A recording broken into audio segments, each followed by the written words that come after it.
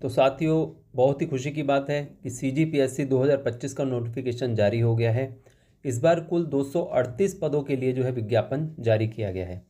26 नवंबर को संविधान दिवस के अवसर पर ये नोटिफिकेशन जारी हुआ है।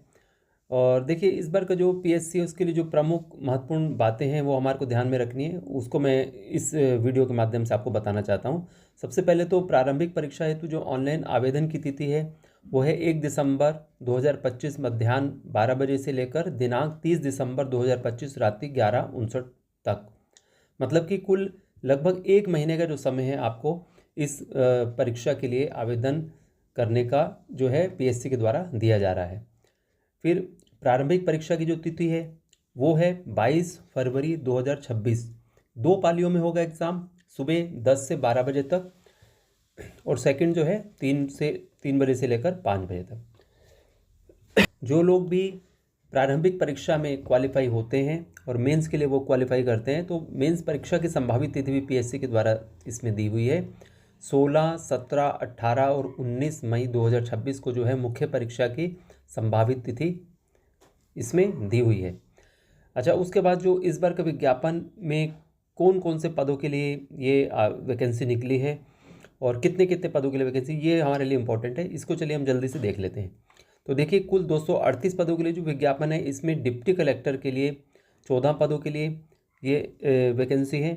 DSP के 28 पदों के लिए, अकाउंट ऑफिसर के 2 पदों के लिए, राज्य कर सहायक आयुक्त 10 पदों के लिए, लेबर ऑफिसर 2 पदों के लिए, रोजगार अधिकारी कुल 4 पदों के लिए, जिला महिला बाल विकास विभाग में सहायक संचालक के 4 पदों के लिए, जिला पंजीयक 3 पदों के लिए, CMO वर्ग ख मतलब कि मुख्य नगर पालिका अधिकारी वर्ग ख के लिए 18, CMO वर्ग ग कुल 33 पदों के लिए, बाल विकास परियोजना अधिकारी के 5 पद, छत्तीसगढ़ अधीनस्थ लेखा सेवा के 16 पदों के लिए, नायब तहसीलदार के कुल 53 पदों के लिए, राज्य कर निरीक्षक के 11 पदों के लिए, आबकारी उप निरीक्षक इनके कुल 11 पदों के लिए, उप पंजीयक के 12 पदों के लिए और सहायक जेल अधीक्षक के लिए कुल 6 पदों के लिए जो है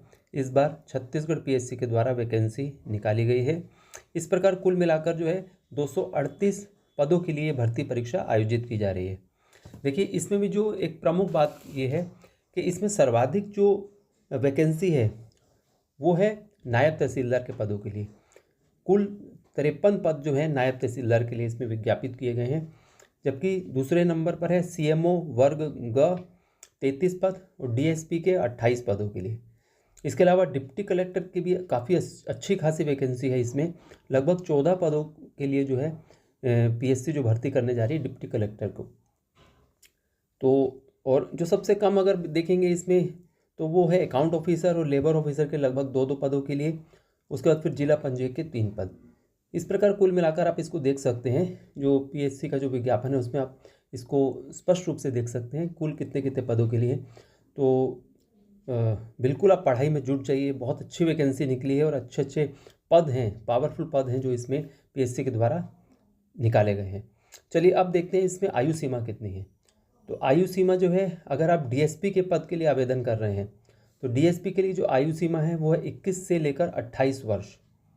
परंतु यदि छत्तीसगढ़ के वो निवासी हैं, छत्तीसगढ़ के अनुसूचित जाति, अनुसूचित जनजाति या अन्य पिछड़ा वर्ग क्रीमी लेयर से संबंधित है तो उनके लिए 5 वर्ष की छूट दी गई है। कुल मिलाकर 33 वर्ष जो है आयु सीमा की छूट है छत्तीसगढ़ के मूल निवासी अनुसूचित जाति, अनुसूचित जनजाति या अन्य पिछड़ा वर्ग क्रीमी लेयर के लिए।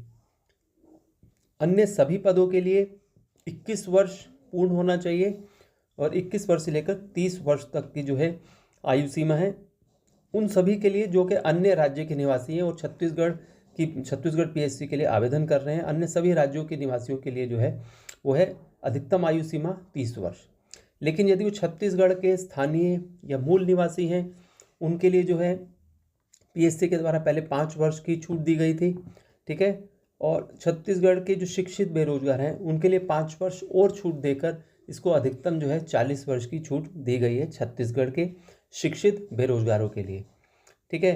लेकिन छत्तीसगढ़ के शासकीय सेवक अथवा स्थायी या अस्थायी या निगम या मंडल के जो कर्मचारी हैं या अधिकारी हैं, उनके लिए जो अधिकतम आयु सीमा की छूट है वो है 38 वर्ष।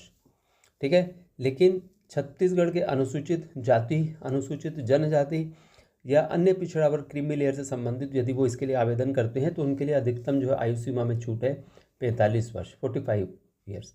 ठीक है, इसी प्रकार जो महिला वर्ग के अभ्यर्थी हैं उनके लिए भी आयु सीमा में छूट है। ठीक है, इसके लिए जो और जो शिक्षाकर्मी से संबंधित जो कैंडिडेट्स हैं, जो पूर्व में शिक्षाकर्मी में अपनी सेवाएं दे चुके हैं, उनके लिए भी उनकी सेवा अवधि के अनुसार जो है आयु सीमा में छूट दी गई है। ठीक है, तो इसके लिए जो आप आयु सीमा से संबंधित या अन्य जो भी निर्धारित शर्तें हैं एग्ज़ाम से संबंधित, उनके लिए आप विस्तृत रूप से जो है जो पीएससी का जो विज्ञापन है उसका आपको अवलोकन कर लेना चाहिए। जहाँ तक पेपर का सवाल है तो देखिए 2 प्रश्न पत्र आएंगे इसमें प्रीलिम्स में। पहला होगा जीएस का और दूसरा होगा एप्टीट्यूड का। ठीक है, 100 अंक 100 प्रश्नों के ये दोनों पेपर होंगे और कुल मिलाकर 200 अंक का जो पेपर होगा, पहला पेपर और दूसरा पेपर, हर प्रश्न के लिए 2 अंक निर्धारित होंगे। तो 100 × 2 मतलब कि 200 अंक का पहला पेपर और 200 अंक का ही सेकंड पेपर एप्टीट्यूड का होगा। ठीक है, लेकिन इसमें ये चीज़ याद रखिएगा कि पीएससी प्रीलिम्स क्वालिफाई करने के लिए आपका जो पहला पेपर है जीएस का, उसी के आधार पर आपकी मेरिट लिस्ट जो है निर्धारित होगी, जबकि दूसरा जो एप्टीट्यूड का पेपर है वो केवल क्वालिफाइंग पेपर है। मतलब कि अगर आप सेकंड पेपर को क्वालिफाई कर लेते हैं, उसके मार्क्स इसमें जुड़ेंगे नहीं, भले आप जितना भी उसमें मार्क्स लेके आएँ, वो केवल क्वालिफाइंग पेपर है। सेकंड पेपर एप्टीट्यूड, आपका मेरिट जो निर्धारित होगी मेंस एग्जाम्स में बैठने के लिए वो जीएस पहले पेपर के आधार पर होगी। इसलिए जीएस को जो फर्स्ट पेपर है उस पर विशेष रूप से आपको फोकस करना है।